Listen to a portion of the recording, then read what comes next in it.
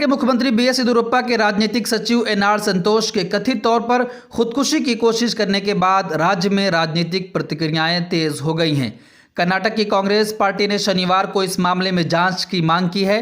Bharatiya Janata party का कहना है कि जांच से ही सच सामने आएगा और साथ ही कांग्रेस की तरफ से ये दावा भी किया गया है कि कुछ गोपनीय मामले इस घटना से जुड़े हो सकते हैं।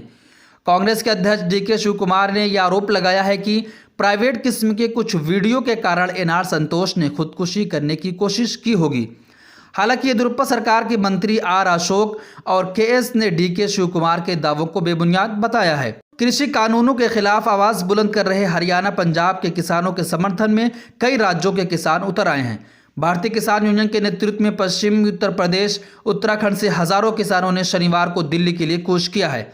गाजियाबाद में यूपी गेट बॉर्डर के आगे लगी दिल्ली पुलिस की बैरिकेडिंग तोड़कर किसान दिल्ली की सीमा में दाखिल हो गए, लेकिन पुलिस ने उन्हें गाजीपुर टोल प्लाजा के पास ही रोक दिया। किसानों ने पंजाब हरियाणा के किसानों के साथ साथ कंधे से कंधा मिलाकर खड़े होने की बात कही है। बाकी प्रदेशों के किसानों के आने से दिल्ली में यातायात व्यवस्था की भी दिक्कत होगी। आंदोलन भी बड़ा होता जाएगा क्योंकि टिकरी और सिंघू बॉर्डर पर किसान जमकर बैठे हुए हैं। इस बीच हरियाणा के मुख्यमंत्री मनोहर लाल खट्टर ने कहा कि किसानों के इस आंदोलन को राजनीतिक दलों का समर्थन हासिल है। उन्होंने आरोप लगाया कि इस आंदोलन में खालिस्तान का भी कनेक्शन है और हरियाणा के किसान इस आंदोलन में शामिल नहीं हैं। उत्तर प्रदेश के पूर्व मुख्यमंत्री अखिलेश यादव ने भी बीजेपी की ओर इशारा करते हुए कहा कि इन्हीं लोगों ने किसानों से कहा था कि वो न केवल उनका कर्ज माफ करेंगे बल्कि ऐसी नीतियां बनाएंगे जिससे उनकी आय दोगुनी हो जाएगी।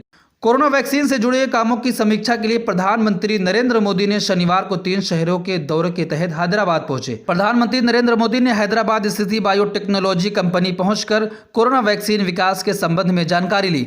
हैदराबाद के हकीमपेट वायुसेना केंद्र पर उतरने के बाद तेलंगाना के मुख्य सचिव सोमेश कुमार, पुलिस महानिदेशक और अन्य अधिकारियों ने प्रधानमंत्री का स्वागत किया। ब्यूरो रिपोर्ट, मिल्लत टाइम्स।